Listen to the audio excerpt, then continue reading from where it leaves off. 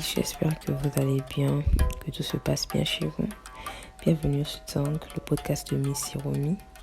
Ici, nous parlons de musique, d'actualité, de politique, de spiritualité, un peu de tout en fait. Et aujourd'hui, j'ai décidé de clore d'abord le chapitre Gabon. Vu qu'aujourd'hui c'est le 30 août, alors ça fait 1 an que nous avons eu un coup d'état. Donc, pardonnez-moi, je suis humaine, je baille aussi, pardonnez-moi. Donc, je me disais, il serait bien d'aussi faire un épisode sur ça, un petit bilan. Chacun a le droit de donner son avis. Je commence par d'abord situer les choses. Quand j'ai dit chacun a le droit de donner son avis, c'est que je suis gabonaise des pères et des mères. Donc, le pays là aussi, c'est pour moi. S'il y a quelque chose qui ne va pas, il faut parler. S'il y a quelque chose qui se passe bien, il faut aussi parler. En tout cas, c'était une parenthèse parce qu'on se connaît ici au quartier. Donc, pour commencer le bilan, je vais le faire en plusieurs points. On va commencer par les bonnes choses. Ensuite, ce qui n'a pas marché selon moi. Selon moi. C'est pas selon moi. C'est mon observation. J'ai fini d'observer. Comme on dit souvent quand on fait un devoir de philo ou bien de français, après observation, il en ressort que. Donc, en bonne fille qui a fait la A1, on va commencer thèse et ensuite antithèse. Donc, le 30 août 2023, nous sommes réveillés avec l'immense joie de réaliser que on dirait qu'on nous a libérés. On était contents, on a jubilé, on a vu la personne qui a eu à faire le coup d'état, on était contents, même si les personnes avaient certaines appréhensions, mais dans la plupart des cas, nous étions contents.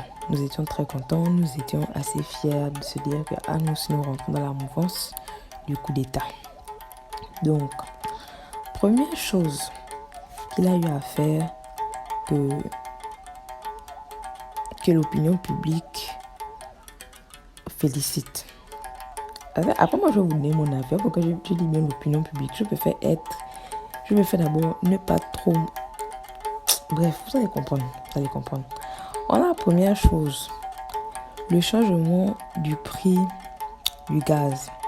Il y a eu une différence de 1000 francs. Les Gabonais étaient contents. Et tout, c'était bien. On a les routes qui ont été construites. Certaines routes, on parle apparemment de 400 km en 4 mois. C'est bien. Ensuite, on a la création de postes budgétaires. On parle d'une affaire de 900 et quelques. C'est aussi bien parce qu'aujourd'hui, le taux du chômage est quand même assez élevé au Gabon. Donc, c'est un bénéfice pour tout le monde. Ensuite, on a la nationalisation de certains secteurs. Ce point-là, je trouve ça très intéressant parce que c'est un problème assez important au Gabon. Moi, étant à l'étranger, je vois comment ça se passe ici. Au Gabon, on donne vraiment beaucoup de liberté aux étrangers. Je ne suis pas xénophobe, mais c'est juste qu'il y a certains secteurs qui doivent être rien qu'au Gabonais. Il y a des postes que normalement, surtout des postes stratégiques, on ne va pas donner ça aux étrangers. Parce qu'on ne sait pas ce qui peut se passer. Il peut y avoir un renforcement de situation et puis boum, on se retrouve dans une mauvaise posture juste parce qu'on a mis un étranger à un certain poste qui n'était pas sans savoir. Il a eu certaines informations sensibles du pays et puis voilà. Bon, moi je vais pas vous mentir, hein. C'est les 4 là, c'est les 4 là que moi j'ai retenu. Peut-être que vous allez me trouver dur, mais dans la vie, il faut être réaliste. Donc, après avoir fait la thèse là, on passe à l'antithèse. On a première chose, arrestation. Les arrestations que nous avons pu voir le jour du 31, le jour du 30, c'était vraiment quelque chose. Moi-même, j'étais choquée de me dire qu'il y avait des personnes qui dormaient avec autant d'argent dans dans des maisons. Mais mon problème, moi, ma question, moi, je vais juste formuler des questions et puis vous allez me répondre. Peut-être que c'est moi qui ai un problème. Après avoir arrêté Noureddine Bongo, Sylvia Bongo, Oseni, Vrandjami et compagnie, les autres. Parce qu'il n'y a pas que qui ont volé l'argent. Il n'y a pas que qui ont volé l'argent. Les autres, on attend toujours. On ne sait pas pourquoi, subitement, les arrestations se sont arrêtées. Mais bon, on va dire quoi? C'est la transition. Si on parle trop, on est contre lui. Bref, ensuite, on a les premières dames. Franchement, moi, c'est même pas concernant leur affaire de la polygamie. Ça ne me regarde absolument pas. C'est sa relation. Moi, je ne suis pas contre la polygamie. Les gens qui sont contre la polygamie, chacun a son combat. Moi, je ne suis pas contre la polygamie. Moi, mon problème, c'est que, en plus, petite parenthèse, j'apprécie le fait que nos premières dames soient des dames cultivées, soient des dames intelligentes. Ça, franchement, j'apprécie. Parce que celles qu'on a eues pendant 14 ans, on ne sait pas. On ne sait pas qu'est-ce qu'elle faisait dans la vie professionnellement avant de venir être parachutée. Première dame, et puis elle a foutu sa merde. Le temps qu'elle était première, le temps que son mari n'était plus en fonction là. Comment vous avez vu? Mon problème, c'est que, n'oublions pas qu'il n'a pas été élu. Donc, donner le titre de première dame à sa femme, je ne comprends pas tellement le... Je comprends pas en fait. Je comprends pas le sens, mais c'est pas grave. On va encore dire quoi? Ça, c'est pas mon problème. Le problème, c'est que une pouvait avoir une fondation. Ça n'est pas mélangé. Mais les deux, bon, aux dernières nouvelles, leur mari avait déjà une certaine... Il avait déjà... En tout cas, il avait déjà un certain barème. Donc, pourquoi bizarrement, c'est quand vous êtes arrivé première dame que vous commencez à vous occuper des orphelins du Gabon. En tout cas, bref, question. Que les super fans de la transition, j'espère qu'ils pourront venir répondre à certaines questions parce qu'il y a beaucoup de choses là que moi j'ai notées, je ne comprends pas. Pourquoi aujourd'hui il est autant applaudi? Parce que franchement, bref. Ensuite, on a le problème financier. Je ne sais pas si vous êtes au courant que en cette année, nous sommes déjà endettés au montant de 12 milliards d'euros et nous avons atteint le seuil de 70% d'endettement. Ce qui veut dire que d'ici là, nous ne pourrons plus avoir des emprunts. Nous ne pourrons plus faire des emprunts à l'international parce que nous sommes super endettés. Parce qu'on a réussi à dépasser la barre des 50%. On est déjà à 70%. En tout cas, bref. Les personnes qui se disent est-ce que c'est important? Oui, parce que c'est ce qui permet de savoir si des investisseurs peuvent investir dans un pays. Quand on voit le seuil d'endettement qui est à 70%, c'est pas sûr. Il y a des investisseurs qui ne peuvent pas, qui ne vont même pas venir investir au Gabon. Parce que quand ils regardent la situation, quand ils regardent la situation économique, ils sentent que c'est bizarre. Et en tout cas, bref, passons. Ensuite, en fait, si vous voyez que je survole certaines choses, c'est parce que je n'ai pas envie de trop rentrer dans les détails. Il y a déjà beaucoup d'activistes qui vont faire des bilans. Il y a déjà toutes les informations que je donne là, c'est sur Internet. Pour les personnes qui seront fâchées, qui vont me dire que je ne vois pas le bienfait de tout ce qu'il a eu à faire, c'est votre problème. Moi, j'ai noté les choses qui n'allaient pas, selon mon point de vue. Ensuite, on a l'affaire Fly Gabon. Je ne suis pas contre le fait d'avoir une compagnie aérienne du tout. Franchement, quand j'ai écouté le projet, j'étais fière. Je me disais, enfin, on nous a tellement parlé du perroquet à perroquet. Donc, nous aussi, on va connaître un peu le goût du perroquet. Malheureusement, c'est vrai qu'il y a eu 2 Boeing qui ont été achetés, mais ça, c'est pour l'international. Mais moi, je parle des avions de l'intérieur. Des ATR 72. Parce qu'il faut prendre la référence. ATR 72. Les Gabonais qui étaient en train de se plaindre parce que les gens se plaignaient de la qualité de ces avions. On est que vous n'êtes pas allé faire des recherches. Pourquoi les gens se plaignaient? Ces avions datent de 1988. Écoutez, les ATR 72 qui seront pour l'intérieur datent de 1988. beaucoup de pays sont de se débarrasser de ces avions parce que ce sont des avions défectueux. Ce sont des avions très dangereux à l'heure d'aujourd'hui. Ça ne peut plus passer de nos jours. Parce que ça, il y a déjà les dernières crashs qu'il y a eu, je pense au Brésil, c'était des ATR, des petits avions comme ça. Et c'est ça la qu'on donne aux Gabonais. Avec tout l'argent qu'on a, avec tous les milliards qu'on a retrouvés chez les personnes qu'on a arrêtées là, c'est les ATR 72 que les Gabonais méritent. C'est pas grave, passons. De toute manière, avec les commentaires que j'ai eu à lire sur certaines publications, je me dis, par moment le peuple là, comment aussi vous vous présentez là, c'est comme ça qu'on vous prend. Parce que j'ai l'impression que vous n'avez pas compris certaines leçons. Mais c'est pas grave, c'est nous les méchants, c'est pas grave. Passons. Ensuite, on a le taux de chômage chez les jeunes qui est à 40%. Le chômage au Gabon, c'est devenu... C'est-à-dire que être chômeur au Gabon, c'est même un travail. Chercher le travail au Gabon, c'est un travail.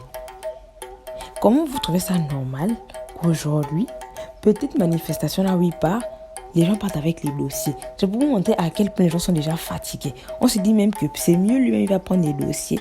Peut-être que lui pourra gérer la situation. Il ne va rien gérer. Il ne gérera rien. Parce que quand même, à un moment donné, il y a des ressources humaines.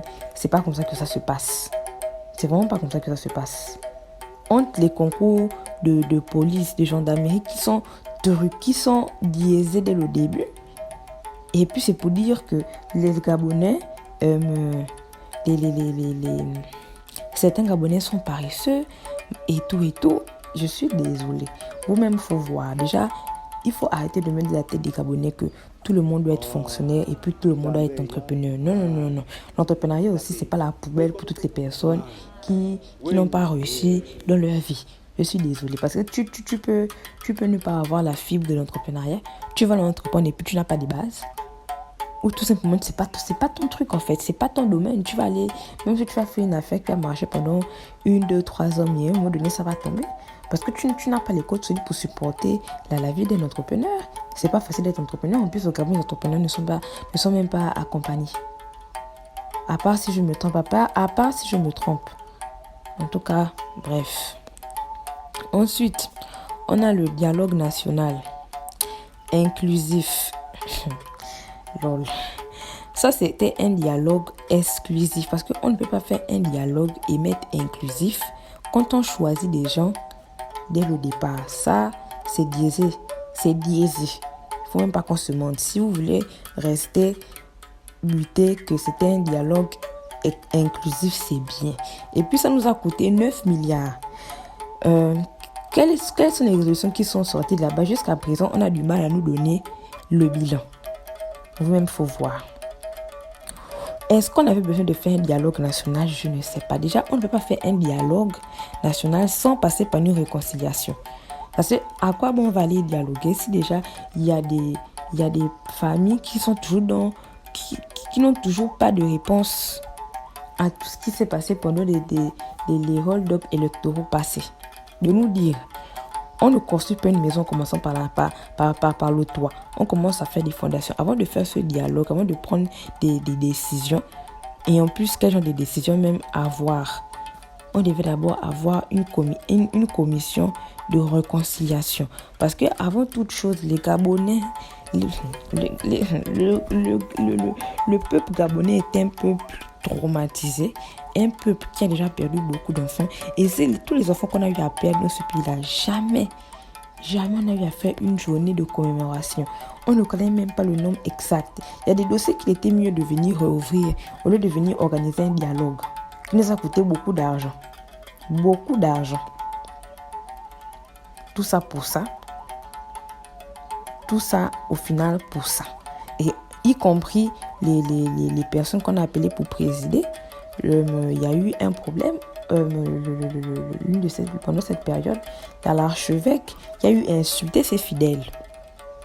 Je ne sais pas pourquoi on ne l'a même pas enlevé de cette... Parce que ça ne sert à rien de venir dire que les gens de l'église ne sont pas des personnes neutres. Je suis désolée. Ils font encore toujours les affaires de la politique, ce sont des personnes neutres. Mais bon, ce n'est qu'une parenthèse. De pause. Moi, je peux faire laisser des questions. Comme ça, j'espère que les gens qui viennent me défendre pourront venir répondre. Merci bien. Ensuite, on a l'affaire du fer de Belinga. Les gens qui sont en train d'applaudir le fait qu'on va commencer à, à exploiter ce fer, j'aimerais vous poser une question. Mwanda, Gamba, Franceville, Port-Gentil, Mandji, qui sont des zones là où on exploite du pétrole ou de l'or. Regardez dans quel état c'est. Quelle est la garantie qu'on a qu'aujourd'hui les autochtones de cette zone vont voir comment leur zone sera développée? On ne sait pas. Et le fait qu'il a eu à déloger des gens, les gens n'ont pas apprécié. Il a eu à humilier un jeune Gabonais en disant que c'est un voyou parce qu'il a soi-disant incité les autres à se rebeller. Je suis désolée. Si tu as une maison de 4 chambres, bien jolie, et puis on te donne une maison presque inachevée, presque terminée plutôt, avec 2 chambres, et puis on te dit tu as l'obligation de partir habiter là-bas, je suis désolée. Et déjà que quand il y a des enquêtes qui ont été menées, c'est pas ce genre de maison-là qu'on avait promis aux gens. C'est pas ça. Donc déjà, vous faites des promesses que vous ne tenez pas. Maintenant, quand la population se rend compte que, mais attendez, vous voulez nous faire déplacer, mais la maquette que nous avons emmenée, c'est pas ça en fait. C'est pas ce qu'on voit, donc nous n'allons pas nous déplacer. C'est pour venir menacer les populations que si ils ne bougent pas, lui-même va venir les faire bouger. Vous-même, faut voir. Passons. Ensuite, on a l'insécurité au Gabon.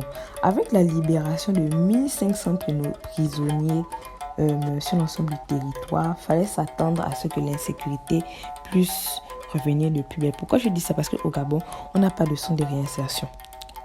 Vous-même, vous voyez, quand les petits dossards sortent, ils repartent dans leur travers. Parce que pour la plupart d'entre eux, déjà, quand on les envoie aux arrêts, quand on les envoie en prison, les parents les abandonnent. Ils se retrouvent sans famille, sans repère. En sortant de là, quelqu'un déjà qui n'a plus de famille, qui s'est peut-être arrêté en 4e, ils se sont forcément trahis par tout le monde. C'est pas que je justifie le fait qu'il puisse lancer le grand banditisme, mais il n'a pas d'autre option. Il n'a connu que ça pour se débrouiller. Les parents ne veulent plus de lui. Il n'y a pas aussi un cadre que l'État crée pour faire en sorte que ces jeunes-là puissent au moins trouver un petit travail. Il n'y a pas de suivi psychologique. Parce qu'avant de libérer certains prisonniers, surtout les grands bandits là, on doit évaluer leur psychologie. Est-ce qu'ils sont aptes ou pas à sortir? Je ne sais pas s'il y a eu tout ça. Mais c'est pas grave. Ensuite, dans l'insécurité, il y a le cas de Port-Gentil. Vous-même, vous voyez ce qui s'est passé. Et pour moi, ce n'est que le début si on ne fait pas attention. Si on ne fait pas attention, il y a d'autres endroits là où des choses comme ça pourront se passer. Parce que moi, je ne savais même pas que dans le Gabon, il y avait déjà des affaires de gang. Des affaires de gang. Je ne sais pas si vous pensez qu'on est aux États-Unis ici. Mais ce n'est pas grave. Ce n'est pas grave. Une interrogation, devez nous dire si c'était nécessaire de faire sortir 1500 prisonniers. Ce sont très bien qu'il y a des vrais gens qui auraient pu sortir. Et quand je parle de vrais gens, je parle de Kéluondo. Parce que jusqu'à présent, il est toujours enfermé. C'est vrai que il a eu à faire un coup d'État et tout, mais c'est pas son frère d'armes par hasard. Et puis le coup d'État, c'est pas le même coup d'État que l'autre il a eu à faire. Ou bien c'est pas pareil. Nous dit c'était pas toujours le même but de libérer les Gabonais. En tout cas, je te pose ma question ici. Ensuite, on a le cas, l'un des cas qui m'a quand même assez traumatisé ici, c'est le cas de la SEG. Quand en décembre, je me rappelle très bien, parce que c'est l'une des affaires qui m'a vraiment bouleversée. Quand en décembre, on a eu à arrêter des syndicalistes de la SCG, les Gabonais étaient contents que trop c'est trop et tout. Mais est-ce que vous savez au moins que c'était des pères et des mères des familles qu'on a humiliés, qu'on a rasé des cheveux, qu'on a mis covo? Les Gabonais étaient contents sans savoir derrière que ce ne sont même pas eux les responsables. Voilà, aujourd'hui la vérité est sortie. Il y a toute une mafia derrière. Les coupures intempestives, désolé. Donc, franchement, le cas de la SCG, c'est regrettable parce qu'aujourd'hui, on a des dettes incroyables. Parce que pour avoir tant voulu gérer une société, dire qu'elle va être nationalisée, et puis au final, c'est pour faire ça. c'est là où les Français là nous regardent et puis ils se confortent dans l'idée de il faut toujours qu'on soit derrière vous. Parce que dès qu'on vous laisse gérer, voilà ce que vous faites. Ensuite, après la SCG, on a le cas de la liberté d'expression qui est en train d'être vraiment réduite. On a le cas de l'activiste camerounais qui s'est fait rapatrier, on ne sait pas pourquoi. Ça, c'est vraiment un viol contre les droits des hommes. Mais bon, quand on essaie d'expliquer ça, on nous dit que c'est nous les maboules, on ne connaît pas. C'est pas grave. Parce que si vous ne savez pas, normalement, on n'a pas le droit d'extrader un exilé politique. C'est interdit. Mais comme apparemment les Gabonais ne connaissent pas leurs droits, ça m'étonnerait qu'ils puissent connaître aussi les droits des autres. C'est vraiment ça allait vraiment m'étonner. Ils ont applaudi ça, je ne sais pas pourquoi. Demain, vous oubliez que demain après-demain, quand on aura un problème, quand on a des problèmes, la Guinée équatoriale ne nous laisse pas passer. Des opposants qui ont tenté d'applaudir ça. N'oublions pas que par le Congo, vous ne pouvez même pas fuir. Par la Guinée équatoriale, n'en parlons même pas. Le seul accès par lequel les opposants gabonais pouvaient fuir là, c'est par le Cameroun. Aujourd'hui, maintenant, on a un problème aussi avec les Camerounais. Demain après-demain, parce qu'aujourd'hui c'est lui, c'est un Camerounais qu'on a extradé. Demain après-demain, ça peut être ton parent qui va se mettre à dos les politiciens. Il voudra fuir, mais ce sera impossible pour lui. J'espère que toi qui s'est moqué de la famille du Camerounais qui se plaignait, et même de Tata Huguette qui a fait un direct là où elle était en larmes. Les gens sont venus rire parce que pour vous tout est drôle. C'est bien. Donc, comment j'ai fini d'observer tout ça, et puis dans les bonnes choses qu'il a eu à faire, il y a quand même un projet que j'apprécie, c'est le fait d'avoir donné, je pense, c'est 300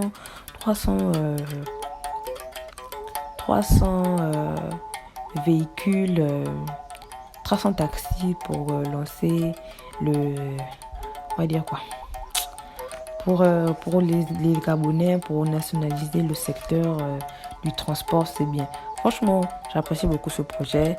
Même si les Gabonais se plaignent, je ne sais pas de quoi. Parce que je pense que la caution, c'est 1 million et quelques. Mais vous-même, il suffit de faire un calcul tout simple. Vous allez vous rendre compte que c'est facilement remboursable. Arrêtez aussi par moment de vous plaindre pour tout et n'importe quoi. Donc, mon avis de cette transition après 1 an, pour moi, franchement, c'est nul. Genre, c'est vraiment nul. Genre, vraiment nul. Parce que les routes qu'il est venu terminer, on ne vous dit pas que c'était les projets d'Ali. Je ne sais pas pourquoi on ne vous dit pas ça, mais bon, c'est pas bien grave. Le changement du prix de la bouteille de gaz, c'est bien beau de changer le prix de la bouteille de gaz, mais si la nourriture qu'on est censé préparer est toujours plus chère que le gaz, il faut se poser des questions. Bon, pas plus cher, mais on est conscient que l'huile, ça coûte cher. Déjà, on arrive à comprendre pourquoi l'huile et le sucre arrivent à être en pénurie dans un pays qui produit l'huile et le sucre. Ça, c'est une grande question. Une grande question, comment ça se fait que chaque année au Gabon, on se retrouve dans une situation là où il y a pénurie de sucre ou bien il y a pénurie d'huile, et pourtant nous produisons du sucre et de l'huile. Je ne sais pas comment on fait toujours pour se retrouver dans ce genre de situation. Tout ça, c'est le fait de mal gérer les choses. Mais bon, bref, ce n'est pas grave. Donc, mon avis de tout ça là, pour 1 an, franchement, le bilan est nul. Peut-être vous êtes impressionné par ce qu'il fait. Moi, ça ne m'impressionne absolument pas. Il brille par le populisme et l'injustice. Parce que je n'arrive pas à comprendre pourquoi on a arrêté Sylvia Bongo. On a même refait passer, comment il s'appelle, la cruche à Lianga. Mais comment ça se fait que des Marlene Bouantou, des Liban Suleiman, des Billy Binze puissent être toujours dehors. Et pourtant, ce genre de personnes-là ont participé à piller le Gabon. Et je pèse mes mots, piller le Gabon. Des Cédou Khan, je ne sais pas qu'est-ce qu'ils font sur le territoire gabonais. That is the question. Ce n'est pas grave. Comme c'est nous le peuple qu'on va toujours prendre je sais pas, pour les moins chers. Et c'est ce qui me fait mal. Parce que les Gabonais, quand on vient vous exposer certaines choses toutes simples que les autres allaient déjà commencer à s'insurger, vous trouvez ça normal. Vous trouvez ça normal. On vous impressionne parce qu'on construit des routes. C'est cela qui vous impressionne. Que c'est les routes qu'on n'a jamais vues. Bétonnées de partout, c'est ça là que vous êtes content. Oh non, il fait ça. C'est quoi? C'est les projets d'Ali. C'est les projets d'Ali. Peut-être qu'on ne vous le dit pas assez. Mais ce sont les projets d'Ali. Il faut arrêter de fatiguer les gens. Donc, je disais, pour 1 an, franchement, c'est très nul. Très nul. On a dit qu'il devait venir restituer il était censé venir restituer les... c'est donc encore son slogan là. Restituer si c'est les administrations, la constitution, je ne sais plus quoi, j'ai oublié. Tellement il s'est éloigné de ce qui était promis. Mais ce n'est pas grave. Donc, franchement, avec un bilan aussi mitigé, je ne comprends pas pourquoi les Gabonais s'entêtent à vouloir faire en sorte qu'ils puissent devenir président.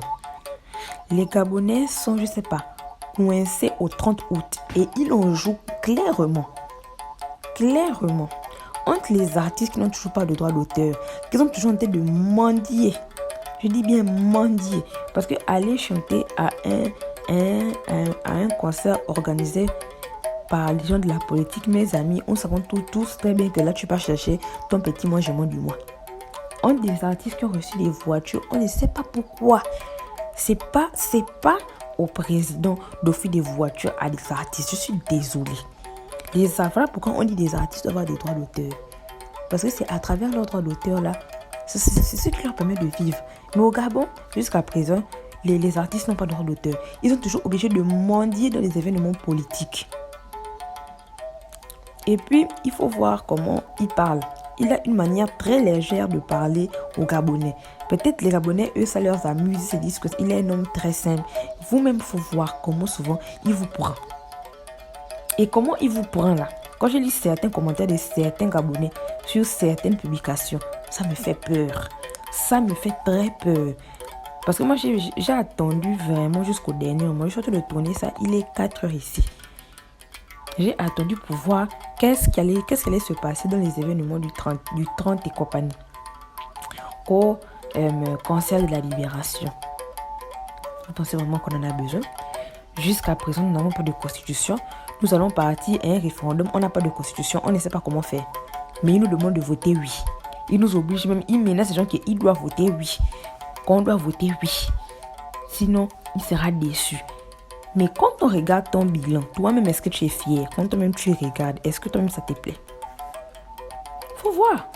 Parce qu'on ne va pas voter oui pour voter oui. Je suis désolée. Le bilan est nul. Peut-être vous ne voulez pas réaliser, mais le bilan est très nul. Très, très nul. Parce que je ne comprends pas comment les gens arrivent à applaudir ce genre de choses. On veut vous impressionner avec le béton. C'est le béton qui vous impressionne. Je ne comprends pas. C'est ça? Quand il n'a pas... Qui fait quoi? Il brille dans le populisme et dans l'injustice. Moi, c'est vraiment ça là que je retiens de son bilan de 1 an. Populisme et injustice. Parce qu'il y a beaucoup de cas. Il y a beaucoup de choses qu'il faut régler au Gabon là. Surtout concernant la justice. Mais moi, je me dis, il y a des cas qui ne peuvent pas se lever parce que qu'on le veuille ou non. Parce que les Gabonais ont une mémoire de poisse rouge. Quand on repart, il y a de cela quelques mois. C'était pas notre sauveur. Il était loin d'être notre sauveur. Il faisait partie des problèmes de ce pays. Aujourd'hui, comme il est venu, il peut vous oublier. Vous voulez oublier le fait qu'il est aussi partie du problème. Ce n'est pas grave. Ce n'est pas grave. Tout ce que j'ai à dire, c'est que j'espère que pour le reste de sa transition, il va vraiment s'améliorer. Vraiment. Déjà, même, on ne sait même plus combien de temps il va faire. Mais j'espère vraiment que l'année qui va suivre, les points que j'ai énumérés vont être changés. Je l'espère vraiment. Parce qu'il y en a marre.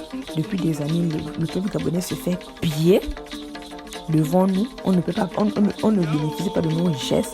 Mais vous, ça vous plaît. Quand je vois des Gabonais commenter que non, tonton, il n'y a pas besoin de trop nous impressionner. Prends le pouvoir. Même 7 ans. Mais vous êtes malade ou quoi? Vous êtes malade. Vous-même, quand vous regardez déjà ce qui se passe, vous trouvez ça normal. Le fait qu'on kidnappe des syndicalistes. Nous parlons des syndicalistes, s'il vous plaît. Ce sont des personnes qui ne sont même pas censées se faire kidnapper, qui ne sont pas censées avoir des problèmes, même quand ils manifestent pour les droits de leur société. Et lui, il a fait. Voilà. Moi, en tout cas, voilà moi ce que je pense de la situation. C'est mon point de vue. Vous pouvez ne pas être d'accord avec moi, c'est normal. C'est normal. Si c'est pas la dictature, si ce que je dis ne vous plaît pas, il n'y a pas de problème. On peut venir en commentaire, on va dire. Et les gens qui vont venir dire que c'est parce que il faut arrêter de dénigrer son travail. Il est Gabonais. Nous sommes encore plus durs avec lui parce qu'il est Gabonais. Il connaît les réalités du pays. Et voilà ce qu'il a fait de faire. Voilà. Parce que moi, je ne vois pas vraiment. Quand je regarde là, j'ai beau chercher, tourner. À part quelques trucs que j'ai énumérés là, le reste là, c'est zéro. Il faut vous dire le terme. Peut-être parce que vous avez peur, mais moi je vais vous dire que quand moi je regarde là, un an, du 30 août 2023 au 30 août 2024, il n'y a rien. C'est zéro. Les Camerounais souffrent encore plus qu'ils souffraient.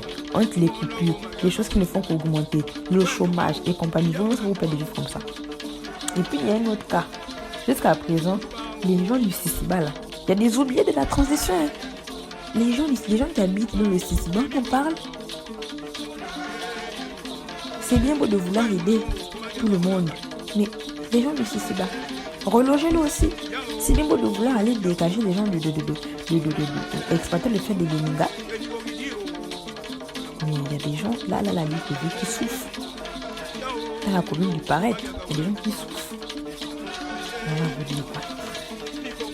J'aimerais juste terminer par quelques proverbes pour faire réfléchir un peu le peuple gabonais. Le premier proverbe, premier dicton, ça c'est un dicton. Les conséquences conseillent mieux que les conseils. Ensuite, un proverbe qu'on lit en pays d'ici. Si tu pisses en étant couché, avant que une autre personne ne soit mourue, tu seras le premier à être trempé. En tout cas, pour ceux qui ont des oreilles, ils n'ont qu'entendre. Ils n'ont qu'entendre. Regardez ce qui se passe en Haïti. Regardez, à cause de la malgouvernance, à cause de toujours vouloir faire dans les jeux de jambes avec la population. En tout cas, il y a des Gabonais qui commencent à se réveiller. Et je ne fais que le dire souvent, le réveil sera brutal. Le réveil en train d'être brutal. Quand vous allez réaliser qu'on n'est pas sorti de l'auberge, là vous allez commencer à respecter les gens qui viennent souvent vous lancer des alertes. Parce que quand ces gens-là vont se taire, vous voyez très bien que même l'affaire de la soeur de la petite Michaela, vous avez vu que c'est parce qu'on a tapé du poing sur la table, qu'ils ont vu que ça commençait à aller à l'international, qu'ils ont intervenu. Parce qu'il devait avoir la honte pour pouvoir agir. En tout cas, je pense que je vais m'arrêter par là. C'est déjà assez long. Franchement, peuple gabonais, réveillez-vous. Réveillons-nous. Arrêtons d'être coincés au 30 août. Il faut passer à travers. Il faut aller. Il faut vraiment essayer de regarder ce qui se passe dans le pays là avec beaucoup d'objectivité. Arrêtez de mettre des sentiments, s'il vous plaît. Arrêtez de dire que non, c'est non. Regardez, soyez objectifs. Vous-même, est-ce que la situation du pays vous plaît? Est-ce que la situation du pays vous plaît? Je vais m'arrêter par là. Et toutes les choses que j'ai énumérées, selon moi, qui n'ont pas marché, c'est mon avis. Si vous n'êtes pas d'accord, on peut discuter tranquillement dans les commentaires, ça ne me dérange pas. Moi, je suis ouverte au débat. En tout cas, sur ce, je pense que pour le moment, ça va être le dernier épisode sur le Gabon. Je vais me concentrer sur autre chose. Sur ce, bonne journée, bonne fête. Parce qu'apparemment, il y a des gens qui ont fêté cette date, qui ont fêté ça, même si pour moi, il n'y a rien à fêter. Mais bon, on va dire quoi. Mon peuple périt faute de connaissances. C'est ça la même. En tout cas, sur ce, bisous, prenez soin de vous et à la prochaine.